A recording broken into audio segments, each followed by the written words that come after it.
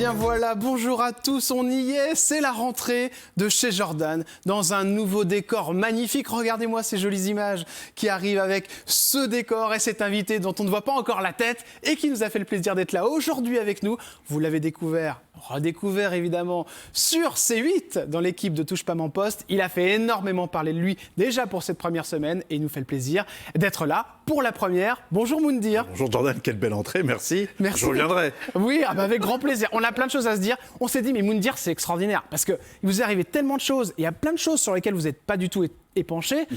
On va pouvoir tous dire. Bah oui, on va peut-être s'engueuler. Ou pas. Ou pas, c'est pas sûr.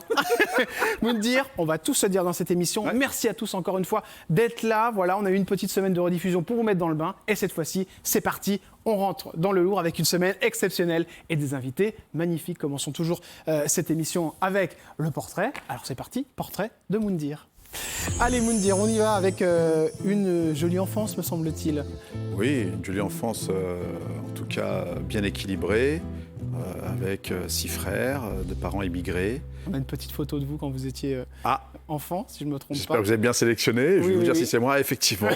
Voilà, il y a un côté Starsky. Ah oui, voilà. Extraordinaire. Même le look, voilà. Bien en forme quand vous étiez petit, vous étiez assez turbulent? Non, j'étais rêveur. J'ai parlé très très tard. C'est pour ça que je n'étais pas très bon moi, à l'école. Mais moi, j'ai parlé très très tard. Donc pour le coup, j'ai eu une enfance où on était en Ardèche. Voilà, où mon père travaillait justement dans le bâtiment. Donc, j'ai commencé en Ardèche, mais on n'est pas resté longtemps. Le petit s'appelle Ali, et c'est le même prénom que votre papa, qui est parti en 2005. Alors, la question, forcément, j'ai eu l'impression qu'il y a quelque chose qui a changé dans votre vie quand votre papa est parti. Je me trompe, Moundir? Ce qui a changé, c'est surtout le fait que mon père, paix à son âme, prenait énormément de place chez nous. C'était le patriarche et on ne voyait que par lui. Ouais. On dit souvent que le missile départ d'un point A pour arriver d'un point B. Nous, notre missile, c'était notre père. Et c'est vrai qu'on ne voyait que par lui. Lorsqu'il est parti, moi, ma plus grosse frustration, bien évidemment, c'est le fait qu'il n'ait pas vu ma petite réussite et d'avoir connu sa belle-fille et ses petits-enfants. Ça, pour moi, c'est la plus grosse des frustrations que je garde en moi et que je n'arrive pas à faire le deuil. Ensuite, vous n'arrivez pas à faire le deuil aujourd'hui, Moundir, de votre papa? Ah non, et même pour te dire que chez nous, on ne met pas de photos des gens qui sont... Partis? Oui, qui sont partis, parce qu'il faut... on parle de la mort chez nous 100 fois par jour, comme on dit, mais on ne s'attache plus on ne met pas des photos, des portraits et compagnie. Je garde ce patrimoine au fond de moi et j'ai même pas de photos de moi chez moi. Donc pour le coup, c'est important de garder en tout cas le patrimoine. Et bien évidemment, c'est pour ça que j'ai fait avec les éditions Robert Laffont et les auteurs, avec une auteure exceptionnelle qui s'appelle Olivia Caram. J'ai fait un livre qui s'appelle Père et Fils. Et je raconte la transmission des valeurs de père en fils. Comment mon père est venu clandestinement en France, juste après l'indépendance en Algérie. Et c'est le fait que si un jour, on doit tous partir de toute façon, au moins mes enfants pourront voir qui était leur grand-père. Vous avez réussi à lui parler un petit peu avant qu'il parte? La maladie qu'il a eue, mon père, paix à son âme, ça a été ce qu'on appelle un cancer du cerveau, un glioblastome du lobe 3. D'accord. Ça a été très très vite. Donc en fait, on dit chez nous que les parents deviendront des enfants et les enfants deviendront des parents. Ça arrivait trop vite, quoi, en fait. Ça arrivait très vite, et c'est qu'à un moment, quand ça va très vite, la dernière chose que mon père nous a dit sur son lit, c'est de prendre soin de ma mère. Ouais, alors ça, voilà. Je peux vous dire que là-dessus, on le sent. On le sent sur votre Instagram, on le sent. Vous avez une passion pour votre maman, c'est assez impressionnant. Et d'ailleurs, dès qu'elle dit quelque chose dans une émission de télé, on en reparlera tout à l'heure, les yeux se mettent à briller et vous pleurez. Vous avez donc du coup endossé ce rôle de papa, je suppose, quand il est parti, pour essayer entre guillemets de la protéger. On est 6 frères, donc je ne suis pas l'aîné, je suis le deuxième d'une fratrie de 6 frères. On a tous été, en tout cas des enfants responsables et on est là pour protéger. Ça, c'est mon frère Kassem. Vous êtes très proche de lui, je crois. Je suis proche de tous mes frères. Il n'y a pas de distinction chez nous, il n'y a pas de... la laïcité chez nous, c'est on doit s'aimer et s'accepter. Et puis, moi, je fais partie de cette génération, tu vois, où on s'échangeait les affaires. Ouais. Voilà, parce qu'on n'avait pas beaucoup d'argent, il n'y avait qu'un salaire qui rentrait. Et là, ça, c'est mon frère Kassem, qui est une personne qui est très connue, d'ailleurs. Ils sont quel rapport avec ce que vous avez fait dans tout ce qui est télé? Est-ce qu'ils vous ont un peu bloqué? Est-ce que ça vous est arrivé de vous prendre la tête avec vos frères? Jamais. Jamais. Jamais. Et c'est là où c'est intéressant, c'est que quand j'ai commencé, moi, l'aventure, donc Koh-Lanta en 2003, donc il y a pratiquement 20 ans, hein, C8 n'existait pas, ils ont toujours vu ça, ce qu'on appelle, ils ont back-off, c'est-à-dire qu'ils prennent beaucoup de recul par rapport à ce que je fais. Et par contre, quand il y a des sujets qui sont plutôt intéressants, bah, on en discute, et voilà, mais ils ne sont pas derrière en disant « Tiens… » Et la maman? Ah, moi j'ai une maman qui est pieuse. D'accord. Qui est très très pieuse. Bon, ma maman, elle a pratiquement 72 ans, donc elle regarde son fils, tout ce qu'elle a fait, mais elle est fière de tous ses enfants. Et Touche pas à mon poste, elle a regardé? je pense qu'elle a regardé, ouais. Vous n'avez pas eu de retour pour Regardé. l'instant? Non, j'ai pas eu de retour pour l'instant. Et vos frères? Mon frère, on regardait, et j'ai reçu beaucoup de, comme on dit, de prières, D'accord, ok. de félicitations. Ah, pour que ça se passe bien. Ouais, pour que ça se passe bien. Ouais. Ils avaient peur? Je pense que c'est moi qui avais plus peur qu'eux. Ah, vous aviez, d'accord, peur. Moi, tu sais, quand je m'assois à TPMP, je m'assois avec ma famille, Oui. avec moi. Tu Oui. vois, j'ai ma femme, j'ai mes enfants, j'ai ma mère, Oui. j'ai ma famille. Aussi, il y a des membres de ma famille en Algérie qui regardent Oui. l'émission, qui m'ont envoyé des messages. Et c'est vrai, quand tu débarques à TPMP, c'est quand même un super bateau, quoi. C'est clair. On y reviendra tout à l'heure, évidemment, dans les coulisses de la télé. Continuons avec un moment important dans la vie d'un homme, c'est l'amour, évidemment. On va évidemment vous montrer une photo Ah ouais. Ah bah il y oui. a quelques années. Ouais, c'était il y a quelques années. Et Inès. c'est, Inès, ma femme. Elle était enceinte de notre première fille, Alia. Alors ça, c'est drôle parce que vous vous rencontrez en fait sur une émission de télé. Absolument. Hein, vous deviez séduire des femmes. Ouais. Et puis c'est pas celle qui est prévue qui. C'était pas un bachelor, c'était un bacheloud. Voilà. C'était un mélange de bachelor et de mouloud. Tu vois. Exactement. Et oui, ça s'appelait Moundir l'aventurier de l'amour. C'était la première télé-réalité dit de Love de la TNT. Voilà. Et c'était pas la gagnante, mais c'est celle qui je suis tombé tout de suite amoureux. Moi, je suis tombé amoureux de suite. Qui a fait le premier pas? J'ai même fait les premières mains. À la Pierre Bachelet. Ah oui, d'accord. Voilà. Donc, non, mais bien évidemment, quand je l'ai vu, ça a été un vrai coup de foudre, quoi. Ouais. Ça a été un vrai coup de foudre. Et en plus, j'y allais pas pour trouver l'amour, en fait. Hein. J'y allais parce qu'on me proposait une aventure et que je trouvais ça cool. Donc, bah voilà, ça fait maintenant bientôt 14 ans qu'on est ensemble. Et 3 enfants. Tout se passe bien. Ah oui. Vous êtes jaloux Donc, sur quelle manière?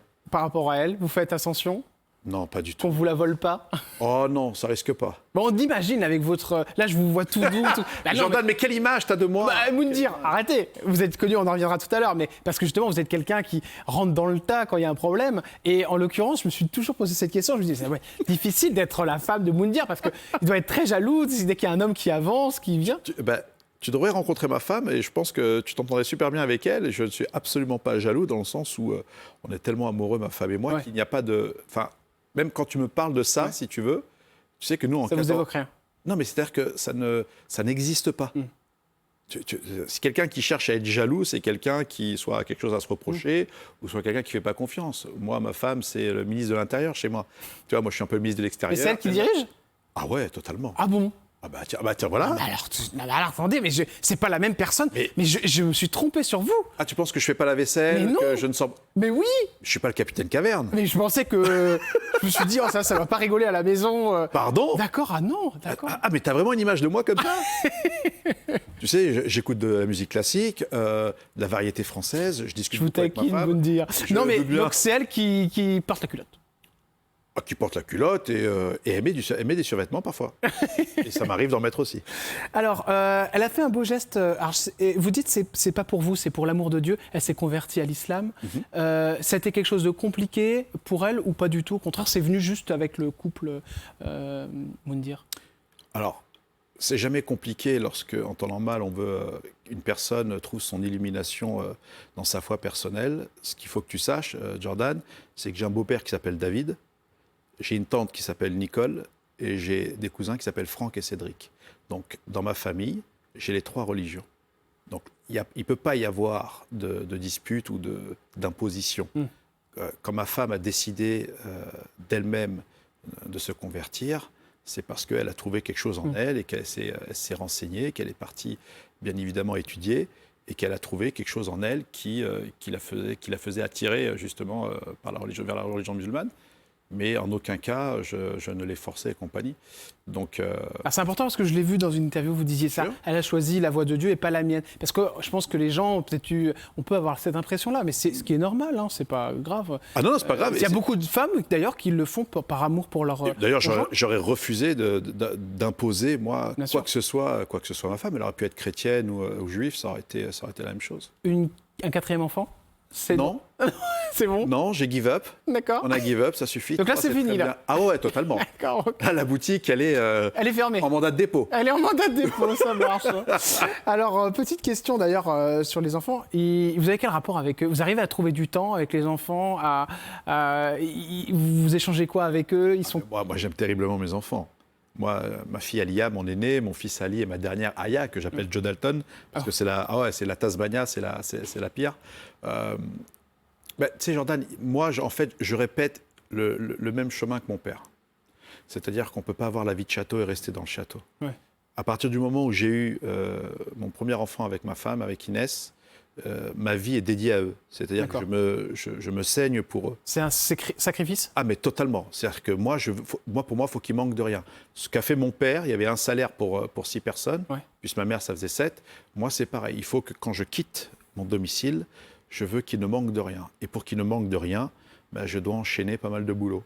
C'est comme ça. Donc c'est pour ça que vous faites autant de choses. C'est ouais. pour nourrir la famille, en fait. Ah ouais. Mais vous avez ce besoin de cumuler pour pouvoir ramener assez d'argent, en fait. Il faut que mes enfants et ma femme ne manquent de rien. D'accord. Même ma famille et compagnie. Donc, le rôle d'un père, c'est quoi? C'est de protéger sa famille.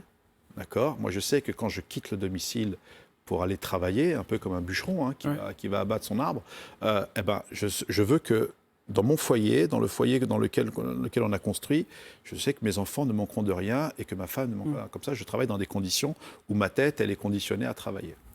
4 septembre 1973. Oui, ma date de naissance. 50 ans. Et vierge. En forme? C'est ça, oui. Bien sûr, il vient de parler de ses enfants.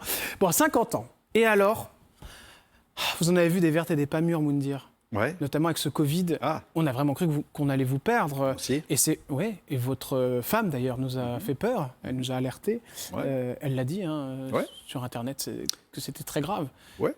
Je rentrais en réanimation et je dépendais que de l'histoire de ma vie, quoi, tout simplement. Des poumons infectés à 80%. Donc on me rentre d'urgence en réanimation et puis là c'est un univers qui s'enclenche autour de moi et ce voile blanc qui arrive que j'ai déjà dit plusieurs fois à tes confrères. Ouais, vous avez vu la mort arriver en fait, tout simplement. Ouais, une espèce de voile blanc qui est doux, où tu es sur une chaîne où tu attends ton tour, quoi. À ce moment-là, vous étiez conscient? Ouais. D'accord, ok. Conscient, mais dans une bulle, quoi. D'accord. Dans une bulle où tout est doux. Quels mots font peur des gens qui s'occupent de vous à ce moment-là? Je crois qu'à un moment, on vous a dit que vous aviez une chance sur 4 de vous en sortir, c'est ça? Ouais, c'est le médecin qui était venu et qui m'avait dit Monsieur Zougari, je n'ai pas de produit miracle à vous donner. Là, si vous voulez survivre, il va falloir dormir sur le ventre. Donc, j'étais branché en hypoxie.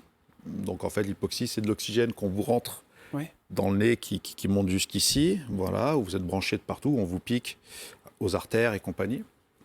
Et à ce moment-là, on vous met au max et il faut se retourner sur le ventre parce qu'en fait, quand vous êtes sur le ventre, les poumons se gonflent et c'est là où on peut mieux respirer. Quand on est sur le dos, la cage thoracique en fait compresse les poumons et il fallait que je reste 7 heures sur le ventre. Vous avez perdu combien de kilos? Oh, plus de 20. Plus de 20? Ouais, plus de 20, surtout la masse musculaire. En gros, j'ai dû réapprendre à marcher, à respirer. Enfin, j'ai mis 1 an et demi. On dit souvent que quand on se sent partir, il y a les fameux derniers mots. Vous les avez eus envers votre conjointe? Vous en avez parlé? Oui, bien sûr. De cet après, s'il y en avait un? Non, j'avais dit à ma femme exactement que s'il m'arrivait quoi que ce soit, j'avais accepté mon destin. C'est-à-dire qu'à partir du moment où vous vous retrouvez en réa, la réa, c'est soit tu en ressors, soit tu y restes. Donc j'avais dit, ne t'inquiète pas, mes frères sont là, ils prendront soin de toi et des enfants, il n'y a aucun problème. Plus des amis proches qui étaient là. Après, la seule chose que je voulais, moi, c'était d'avoir le téléphone juste à côté de moi. Donc mon frère Tariq, qui avait l'autorisation de venir me voir 1 heure par jour, bizarrement, parfois, la télé fait des jolies choses, tu vois. Et en fait, il m'allumait mon téléphone et j'entendais la vie chez moi. Donc, mes enfants... Ah, ça vous a du bien, d'accord. Ouais. Ah, c'était votre truc. Non, mais c'est hyper intéressant. Ouais. D'accord. C'était ça qui me galvanisait. Et cette maman aussi qui vous a fait pleurer, Oui. où elle vous a dit « je préférais avoir moi ce Covid plutôt que toi ». Oui. J'ai une question à vous poser sur ce Covid. On sait, ça revient en ce moment, on entend parler. Est-ce que ça vous fait peur, Moundir? Est-ce que vous prenez certaines précautions? Aujourd'hui, ça va faire 144 semaines que je suis sorti du Covid. Donc moi, c'est quelque chose qui m'a marqué dans le sens où je compte les semaines qui passent. Je ne peux plus le revoir, je ne peux plus choper le Covid pour la simple et bonne raison, c'est que le Covid long et grave que j'ai eu, et j'ai encore les anticorps. D'accord. C'est-à-dire que je suis encore au max, plus l'embolie pulmonaire que j'ai eu avec, donc je ne peux pas le rechoper. C'est-à-dire que je ne peux pas rechoper un Covid plus grave que j'ai eu. Néanmoins, effectivement, quand ma femme l'a ou quand mes enfants l'ont eu, j'ai été très inquiet, ouais, effectivement. Vous avez repris votre poids de forme? Ouais. J'en ai perdu 13, là. Là, vous en avez reperdu. Parce qu'en Voilà. fait, qu'est-ce qui s'est passé quand vous êtes sorti Quand je suis sorti comme un légume, déjà. Ouais. J'ai été sous traitement pendant 1 an et demi, voilà. Je suis passé par un naturopathe. Ils m'ont injecté plein de trucs, donc je ne savais pas ce Donc en fait, vous avez trop repris, du coup, après, vous avez reperdu. Non, j'ai pris au fur et à mesure. Ensuite, j'ai dû reprendre le boulot parce que moi, ma rémission, elle se faisait par le boulot. Il fallait que je retrouve ma place d'homme chez moi aussi. Ouais. Parce que je ne pouvais pas marcher. Bien sûr. J'étais encore sous assistance respiratoire. C'était quoi comme travail, du coup? Qu'est-ce que vous faisiez? Il fallait marcher, il fallait pédaler, il fallait travailler Et quand vous dites reprendre le boulot, c'était par rapport à quoi? Il fallait que je reprenne le boulot, ma radio, les gens que j'avais laissés, tous mes projets. Donc, tout s'est enchaîné derrière, quoi. Donc, Les coulisses de la télé avec Moundir. Allez, c'est parti, on va rentrer dans le dur avec ces émissions de télé et puis votre vie, parce que c'est vrai qu'on vous connaît bien. Il s'en est passé des choses, notamment depuis cette émission. Écoutez, extrait sonore. Allez, guerrier Moundir, qu'est-ce qu'on vous a aimé dans Koh Lanta? Il se trouve qu'en 2003, alors que vous êtes entraîneur sportif, vous décidez de participer à la saison 3. Et alors là, eh bien écoutez, ça fonctionne. Ça fonctionne parce qu'on va vous aimer aussi pour cette folie que vous avez, ce côté caractériel. Et puis il faut dire que quand Moundir est dans une émission, eh ben, ça envoie du lourd. Hein. Vous rigolez pas, vous avez changé d'ailleurs. Hein. Aujourd'hui, vous êtes ACJ, certainement ses enfants et puis cette femme qui vous aime. Cependant, avant, c'était un petit peu le mauvais garçon, Moundir. tu sais, les boros, hein, Sylvie, Hélène, Tony et Delphine, j'ai encore les noms. Donc, c'était la latéralité où il y avait de l'insouciance. Voilà, on a bien morflé d'ailleurs. Tu sais, en 40 jours, j'ai gueulé qu'une fois. Ouais, mais ça a été repris partout. Et à l'époque, il y avait que 6 chaînes. Ouais. D'accord. Et il y avait que 2 chaînes qui se partageaient la latéralité. Il y avait TF1 et M6. Tu vois. Et oui. Mais vous en avez souffert de cette non, écoute, j'en ai pas souffert. notoriété, enfin, du fait qu'on dise que Moundir, ça pète dans tous les sens quand il est là. Non, mais t'as une image de moi. Non, mais c'est vrai. Non, mais Moundir. pardon. Non, c'est pas grave, vous inquiétez pas. Vous voyez, vous cassez les tables, ça commence. J'ai un peu de force. Ai-je un pouvoir, tu vois. Non. Tu sais, nous, on passait une fois par semaine. Tu sais, il n'y avait pas ce phénomène de mass market ou un peu comme le Loft ou Secret, où tu avais tous les jours où les gens pouvaient s'imprimer. Donc, on était diffusé le vendredi soir. C'est vrai qu'à l'époque, les scores étaient... Très fort. Oui, effectivement, c'était du 8-9 millions. Bien sûr. Enfin, voilà, les parts de marché étaient monstrueuses. Et puis moi, tu sais, je continuais à travailler. Il y avait de la diffusion et je continuais. Et j'étais plagiste à la Voile Rouge à Saint-Tropez. Et ça donnait quoi? Ça donnait qu'il fallait que je me lève le matin de bonne heure pour aller tamisser la plage et vider les poubelles et tout ça. Donc je continue à bosser, j'ai pas fait la tournée. La notoriété, vous l'avez sentie? Oui, bien évidemment. La notoriété, tu la sens de suite. Et puis c'était très puissant à l'époque.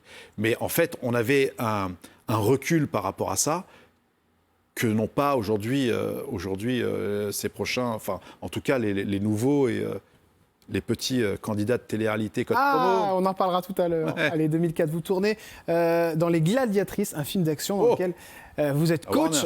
Ouais. Et alors là, il va se passer quelque chose. C'est notamment une petite histoire d'amour avec une femme, c'est Diana. Vous connaissez évidemment de Lit de la Tentation. Alors, je vois les yeux qui doucement se ferment. Oui, parce qu'on essaye d'évoquer tous les sujets. Non, mais ils ne se ferment pas parce que... Non, pas du tout. Non, vous faites... OK. Oui, non, mais bien évidemment, il y a longtemps. Et alors, après, ça c'est plutôt... Vraiment Walls Apart, la coupe, hein, moi. Oui, Walls Ouais. Apart. Alors, tout a été dit sur cette relation. Moi, je voulais juste faire un point avec vous. Vous l'avez revu ou pas du tout? Non, pas Non, c'est du tout. fini. Ah, Parce bah, qu'elle s'était plaint. Alors, vous avez nié. Mais je sais. Non, mais elle avait dit que vous, Oui. vous aviez eu des comportements un peu agressifs voilà, envers elle. Tout était faux, Moundir. Pourquoi elle a fait ça? Jordan, je vais être le plus sincère avec toi. Il y a des émissions que j'aime faire et il y a d'autres émissions que j'aime pas faire.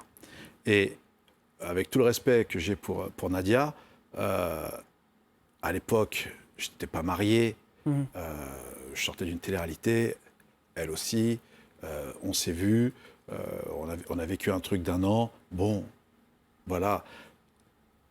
Ensuite, il y a eu cette histoire, ce qu'on appelle du pipi de chat, mais ça n'a pas pris grande ampleur, quoi.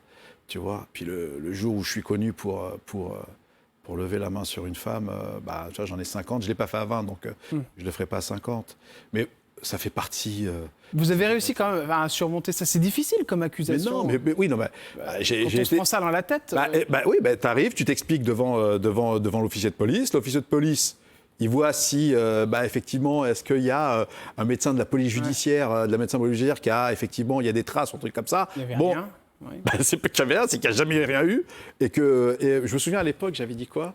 C'était quoi? C'était sur un magazine. Je dis, ouais, je ne vais pas le dire là, mais j'avais dit, ouais, les seules traces qu'elle avait, c'était les traces de vergeture, mais c'était de l'humour. D'accord. Voilà, t'as compris, mais bien évidemment que ça, Ouais. Non, mais puis j'espère qu'elle va bien et que... Vous n'avez jamais eu de nouvelles depuis Non. En tout cas, l'affaire a été classée sans suite, évidemment, et puis il n'y a rien eu du coup. Oui, non, mais c'est même pas sans suite. Enfin, c'est-à-dire que c'est... C'était... On est Mais reparti. c'était pour faire du buzz? Parce qu'elle était déçue que vous quittiez?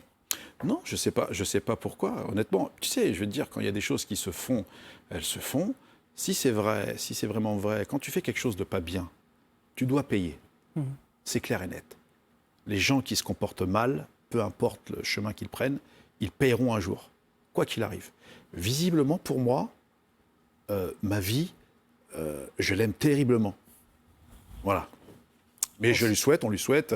J'espère qu'elle va bien et que dans sa vie, tout roule, quoi. Bah voilà, c'est intéressant Oui, bien sûr, il faut. de savoir tout ça, et puis voilà, de remettre... voilà, parce que c'est vrai que ça fait partie de votre passé, et pardonnez-moi Et si ça je fait vous en partie reparle. aussi de ta trame. Ah oui. Donc pour le Oui, coup, c'est. j'essaie d'y aller Mais c'est bien, c'est vraiment bien. surtout.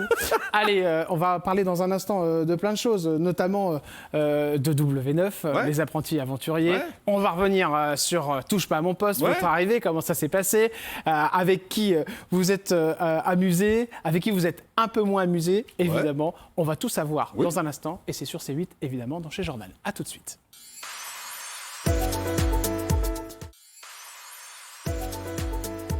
Bienvenue chez Jordan, ravi d'être avec vous pour cette deuxième partie. Les questions cash arrivent évidemment avec notre invité pour la première, Moundir, qui se livre, qui raconte sa vie. Et c'est vrai que j'aime bien la personne que je vois en face de moi et je comprends pourquoi vous êtes autant apprécié. Il faut savoir qu'à chaque fois que vous êtes sur des plateaux, c'est vrai que vous faites quand même des records en audience, ça fonctionne toujours. C'est certainement aussi pour cette raison que vous êtes maintenant sur Touche pas à mon poste. On en parlera dans un instant. Juste avant, revenons à nos petits chevaux et on continue avec les coulisses de la télé. On va parler de l'aventurier de l'amour, émission que vous avez fait sur TMC, évidemment, présenté par Laurence Boccolini. Ouais. Alors, il va y avoir plein de choses, 14 femmes qui vous courtisent. C'était sympa cette émission, vous me dire. C'était génial. Ouais. En fait, c'était la dérivée de la Fox qui s'appelait For Love or Money, pour l'amour ou l'argent. J'ai vécu un truc super, voilà, avec des filles toutes différentes, dans des conditions exceptionnelles. Enfin, ça changeait de Koh-Lanta. Je terminais un All-Star de Koh-Lanta qui s'appelait Le Retour des héros. Et j'enchaînais ensuite avec ça. Et j'ai trouvé ça, c'était nickel, quoi. Vous repartez avec Cinda dans cette émission, Ouais, la finaliste. mais ça va pas durer Ça se longtemps. finit tout de suite après. Ouais, donc Je le salue d'ailleurs. c'était juste pour... Non, c'est pas ça. La vraie histoire, c'est que...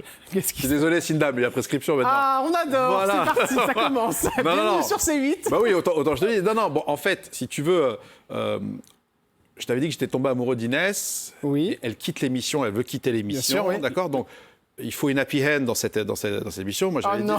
il faut une happy end. Donc, pour le coup, non, mais attends, il fallait une happy end. Bah oui, c'était à l'époque, on me le disait, non, il faut finir avec une happy end. Parce que je voulais choisir aucune des deux finalistes. Ah, mon Dieu. J'aimais bien, mais... Ah, donc c'était le choix... Mais non, le problème, c'est que ils m'ont dit non, il faut que tu choisisses quelqu'un. Il y a eu la même avec le Bachelor sur. Oui. D'accord. Et donc, je choisis Cinda, d'accord, donc je la choisis et tout. On va au restaurant. Et après, ça, écoutez, je vais boire de l'alcool pour la première fois de ma vie. Non, il y a de l'eau. Allez, attends, bouge pas. Pardonnez-moi, Seigneur. Voilà. Ah là là là là là là là là.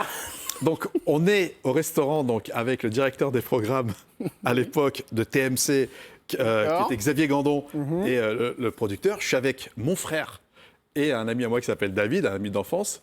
Et donc, on mange. Et puis, Cinda se lâche un peu sur la tease. Moi, je ne bois pas du tout. Oui. Et je ne sais pas quelle tease elle a pris aux États-Unis. Bah, à mon avis, il devait y avoir un truc dedans. Et la fille, elle commence à m'allumer. Fort.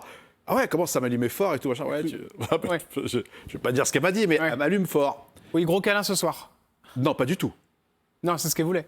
Non, elle m'allume fort. C'est-à-dire qu'elle m'envoie des mots qui sont... Oui, vous voulez un sont- gros câlin, quoi. Non. Putain, mais elle m'envoie des mots très durs. Ah bon? Ouais. Ouais, tu m'as choisi, mais en fait, tu voulais pas. Ah d'accord, j'ai pas compris, non, d'accord. Ah non, non. Ah ben non, Alain, tu fais pas ça, tu vois, D'accord. pour le coup. Non, non, c'est-à-dire qu'elle a bu et puis elle s'est lâchée, quoi. Elle s'est lâchée et puis elle m'a dit des mots devant mon frère. Je dis, bon, bah écoute, on arrête là de suite, quoi. On arrête là de suite. Et pour le coup, en fait, ce qu'il faut savoir, c'est que la gagnante avait le choix, soit elle choisissait 10 000 euros, soit elle me prenait moi. Ouais. Donc, par exemple, moi, je choisissais Cinda, elle pouvait dire, ben non, je préfère les 10 000 euros. Voilà, donc, et à la finale, la production lui avait donné les 10 000 euros. Ah bon? Bah oui, parce que bon, quand même. D'accord, ok, donc elle a eu... elle a eu Ce qu'on appelle le filet garni à une époque, dans une certaine émission. D'accord. On appelle la roue de la fortune. Ok, Exactement. magnifique. Voilà, que je salue Cinda maintenant, qui est mariée, qui a Et qui va des enfants, très, tout ça, très machin. bien, Oui, d'accord. longtemps, depuis 10 Donc ans. vous n'avez plus jamais reparlé après, du coup, je suppose, Non, quoi. après, on s'est échangé une ou deux fois, mais il y a très longtemps. Mais après, on prend nos chemins. Tu vois. Bon, une fois que je suis marié, j'ai des enfants, après, il y a autre chose. Quoi. Bien sûr. Tu vois. On enchaîne avec une autre émission. Merci pour cette anecdote. Je t'en prie. Ça, c'est sûr, c'est exceptionnel. À chaque fois, on adore sur ce plateau. Moundir et Les Apprentis. Alors ça, évidemment, émission de télé où on vous a apprécié parce que c'est vrai qu'on vous a retrouvé dans un nouveau rôle et puis animateur de sa propre émission, en l'occurrence, de 2016 à 2019. Vous présentez cette émission. Ouais. Vous avez aimé Tellement. tellement. J'ai Alexia Laroche-Joubert qui m'appelle, et qui La patronne, me dit- voilà, la boss, et qui me demande qu'est-ce que j'aimerais faire. Je dis, bah, écoute, voilà, j'ai un projet qui s'appelle Les Bras Cassés, que j'avais écrit, tu vois. Et j'aimerais prendre des bras cassés et aller sur une île et en rendre des gens costauds. Ah oui, d'accord. Donc Oui. c'était ça, en fait, les bras cassés. Bah, en tout cas, voilà. Puis elle me dit, bah, écoute, on va développer quelque chose autour de toi. On va développer, et ça, j'ai adoré qu'on me considère. Et Alexia qui me dit comme ça, elle me dit, qu'est-ce que tu aimerais faire? Et c'est la première personne qui me dit, qu'est-ce que j'aimerais faire? Je dis, j'aimerais être animateur. Et donc voilà, voilà comment ça s'est créé. On a fait un succès et ensuite, bah, voilà, quoi, il y a eu un autre chemin. Et... Un autre chemin, on va en parler dans un instant. Juste avant, il y a un candidat de cette émission qui était venu me voir l'année dernière, qui a dit des choses sur vous. Vous n'avez pas pu répondre l'année dernière. Je vais vous proposer de le faire maintenant. Il s'appelle Bastos. Ah. On regarde l'extrait et on en parle. Vous allez avoir l'occasion de répondre sur ce plateau, cher Moundir. Il a voulu me taper, Moundir. Ah bon? Ah oui, Moundir a voulu me taper à l'époque. Moundir m'appelle pendant que je pars, il fait « Bastos !»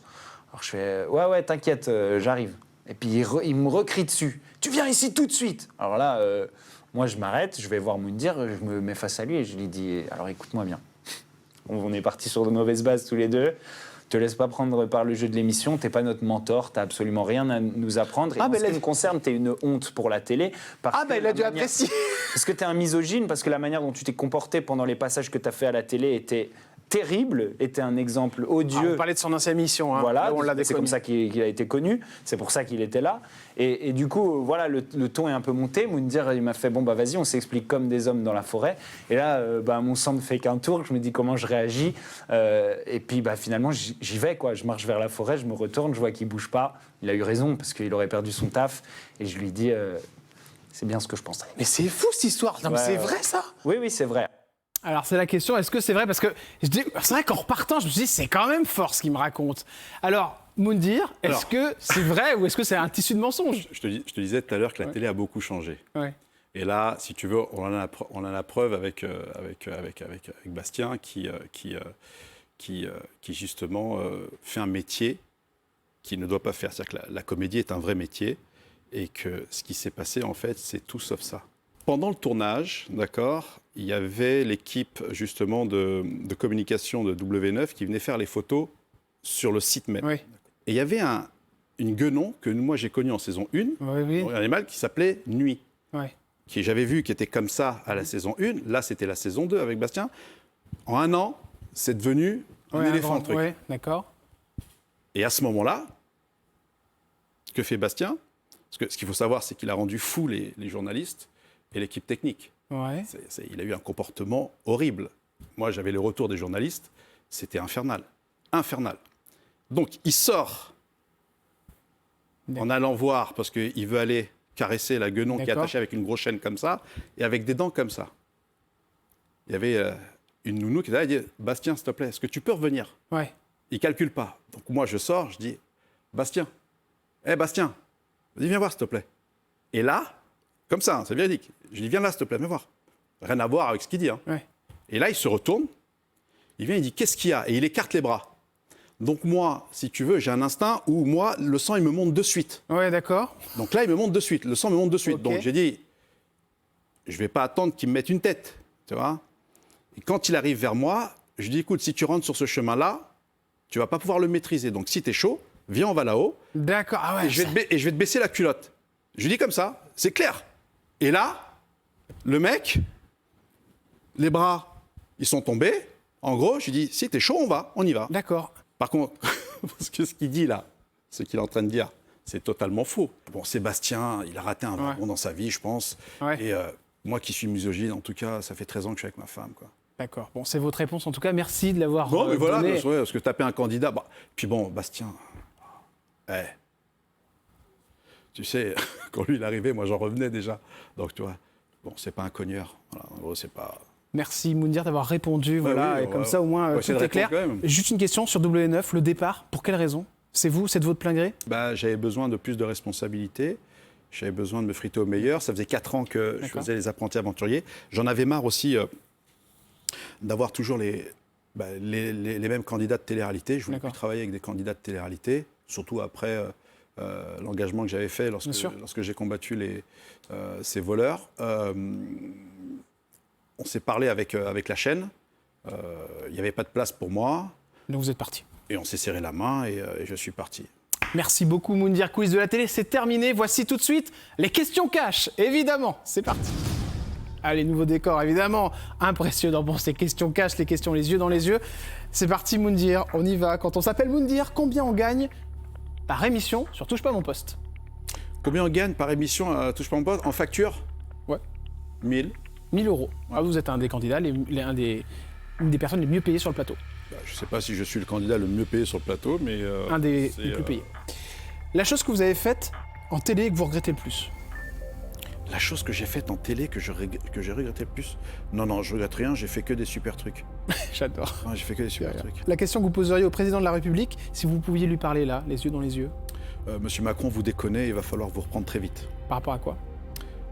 Il faut laisser les Français de confession musulmane tranquilles. Vous trouvez qu'il va trop fort avec les... Ça va trop loin, ouais. Ça va trop loin. Ça, c'est par rapport à la décision qui a été prise par Gabriel Attal ? En tout cas, par Gabriel Attal, mais aussi pour plein de choses. Il ne faut pas que notre pays, la France, se trompe dans son histoire et trahisse son histoire et ses valeurs. Il faut qu'elle reste une république démocratique et populaire et pas qu'une république. Et pour vous, aujourd'hui, Moundir, ce n'est plus le cas ? Mais moi, pour l'instant, en tout cas, de ce que je vois, j'ai peur pour mes enfants. Ouais. Vous avez peur pour vos enfants ? Mais c'est fort ce que vous dites quand même, Moundir. Bien évidemment que j'ai peur pour mes enfants. Quand on veut interdire... on est là, on sait que les problèmes qu'il y a qui sont abominables dans le service de l'école. Pas de profs, pas de sport. Les établissements, c'est une catastrophe. Et la seule chose qu'on nous matraque, c'est des filles qui portent une robe longue avec des bras longs et on leur dit vous allez pas aller à l'école. Ok, génial, quoi. Donc c'est tout ça, il n'y a que ça qu'on retient, quoi. Donc j'ai un peu peur, effectivement. Nos parents avaient peur pour nous et moi j'ai peur pour mes enfants. Le conseil que vous a donné Cyril Hanouna avant de venir faire Touche pas mon poste. Ce n'est pas Cyril qui m'a appelé, c'est Lionel Stan, oui. Avec Kakoumbe, le producteur, et je leur ai demandé qu'est-ce qu'ils attendaient de moi, et ils m'ont dit d'être Moundir. Donc, et c'est ce que vous faites très bien. J'essaye de le faire. Ça c'est clair. La dernière fois que vous avez pleuré, Moundir ? La dernière fois que j'ai pleuré, c'était il y a peut-être 2 mois. 2 mois. Il y a peut-être 2 mois. En famille. En famille. Ouais. Serez-vous de temps en temps dans l'émission de Pascal Latour du Pin ? Ah bah, moi, pourquoi pas. Pourquoi pas? Si elle vous propose, vous y allez. Super, elle est superbe. Est-ce que vous avez subi le racisme dans le milieu médiatique? Non, pas en télé. Je n'ai pas subi le racisme en télé. Je l'ai subi bien avant la télé, lorsque j'avais 10 doigts pour 10 métiers et que je cherchais du boulot. Oui, j'ai déjà subi, ouais. La personne avec qui vous êtes fâché et que vous aimeriez bien vous réconcilier, est-ce qu'il y en a une? La personne avec qui je suis fâché, que j'aimerais bien... Non, je n'ai pas de... Non, je suis pas... Non, je n'ai pas de... Je ne déteste personne. L'invité politique qui vous ferait refuser de faire un plateau sur Touche pas mon poste. Est-ce qu'il y en a un? S'il est là, vous voulez pas être en face. Vous me dire. Non, mais je vais répondre, il n'y a aucun problème. Je vais répondre... quelqu'un d'extrême droite, ouais. Ouais, s'il y a quelqu'un de l'extrême droite, vous n'irez pas. Si j'ai le choix, je n'y vais pas. Ouais. Par contre, si on me demande d'y aller... Ça peut être intéressant aussi. Non, mais et puis, il faut accepter les règles. Donc Marine Le Pen, enfin tout ce qui est extrême droite, quoi. Jordan Bardella. Ouais, en fait, je reprends quelque chose d'un ami à moi qui s'appelle Hakim Mimoun, Oui. qui disait que on n'est pas des Français entièrement à part, mais à part entière. Voilà. C'est joli. Donc, discuter avec l'extrême droite, parfois, moi je dis on discute pas, on les combat et on les combat dans l'urne. Voilà. C'est une bonne réponse. Si vous pouviez adresser un petit mot à votre maman face caméra, là, vous lui diriez quoi à votre maman? Salam alaikum, je t'aime très fort et tu me manques. Voilà. Tu me manques pourquoi, Mounir? Ma mère me manque, on dit souvent que les portes du paradis se trouvent sous les pieds de la maman. Oui, c'est vrai. Et ma mère, c'est tout pour moi. Chez nous, on idolâtre les parents. Donc, c'est super joli. Moi, j'embrasse ma maman aussi et toutes les mamans qui nous regardent. Les questions cash, c'est terminé, cher Moundir. Une question de Yann de Besançon. Bonjour Moundir. Je suis depuis longtemps et je suis heureux de vous voir chez Cyril Hanouna. Quel est le chroniqueur de Touche pas mon poste? Ah, c'est intéressant. Qui a été le plus froid en coulisses avec vous? Est-ce qu'il y en a eu un? Le chroniqueur le plus froid en coulisses. Celui qui vous a un peu évité.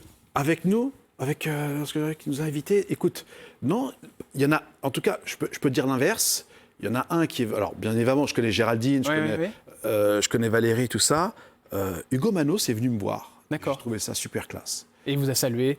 Salué, on a parlé, tout ça, machin. Après, ça a été des bons jours. Par exemple, avec Gilles Verdez, ça a été un check, un check de points. Mais il n'y a pas eu de froideur en te regardant un peu. Enfin, c'est pas de la télé-réalité, quoi, tu vois. C'est moi, je viens faire mon job et ils font leur. À moi de m'adapter, tout simplement. Avant de terminer cette émission, quelques petites questions sur Touche pas mon poste. Oui. Vous êtes heureux? Très. Vous êtes bien? Très heureux. Vous avez vu comment ça envoie derrière quand vous dites quelque chose? Le paquebot est très gros. Ouais. Le paquebot est très gros et il va falloir trouver sa cabine. Ouais. Et, ça vous inquiète? Non, ça m'inquiète pas parce que dans le milieu où j'évolue, j'évolue qu'avec les meilleurs. Donc pour que je sois meilleur, il faut que je sois entouré de meilleurs. Là, visiblement, je suis avec des ténors. C'est un groupe qui est bien soudé. Il va falloir que je trouve ma place et le bon tempo. Ouais. Mais bon, j'ai des bons professeurs là-bas, ça va être top. La première semaine, vous avez eu des prises de position. Oui. Vous avez senti derrière que c'était compliqué sur Twitter, tout ce genre de choses. Vous regardez? Alors écoute, tous les détracteurs. Moi, je ne fais pas partie de la génération Internet. D'accord. Donc j'ai évolué en même temps que sa création. Oui. On est bien d'accord. Un peu comme toi, même si tu es plus jeune que moi. Là, je dis souvent une chose. Internet est un monde qui n'existe pas. Moi, ce qui m'intéresse, c'est quand je fais l'émission, il y a des responsables, ils me disent si je suis bon ou si je suis mauvais. Si je suis mauvais, ils me virent. Si je suis bon, il va falloir que je sois encore meilleur. Une fois que l'émission est finie, je fais comme au poker, je back off. Je ne mets pas d'émotion dans le truc et je ne regarde pas, si tu veux, ce qu'on dit sur moi. Je n'ai absolument pas d'ego. Moi, ce qui m'intéresse, c'est de savoir si mes enfants, derrière, ils ont bien dormi et qu'ils vont retrouver leur papa très bientôt. On vous sent très proche de Cyril Hanouna, c'est vrai? Moi, je connais Cyril bien avant son succès. Lui, c'est de la génération d'après moi. Il habite au Lilas, moi j'habitais Montreuil. Son papa qui est médecin. Donc vous connaissiez le papa Oui, il était à Hélène Boucher et tout ça. Enfin, moi, Cyril, on l'a vu grandir. Son succès, M6 et compagnie. Hein. Comédie, M6 et ensuite l'ascension fulgurante qu'il a actuellement. Mais Raymond est plus proche de lui que de moi. On est bien d'accord. Mais on se connaît et puis il y a un Et profond dernière respect. question, elle est un petit peu difficile celle-ci, mais il faut la poser Mais quand même. il y en a pas de question difficile. Est-ce que c'est difficile d'avoir été animateur sur W9 Ouais. et d'être chroniqueur un petit peu, bon, comme l'était Castaldi, Benjamin, il était présentateur, il devient chroniqueur. Est-ce que c'est dur psychologiquement ou au contraire non, vous le prenez bien? Faudrait qu'il y ait vraiment un salon avec plein de docteurs, tu vois, et qui avec Mais non, je vous pose la question parce que ça peut être des fois c'est difficile. Non mais Jordan, écoute, moi mon vrai métier, c'est celui de ne pas être feignant, d'accord?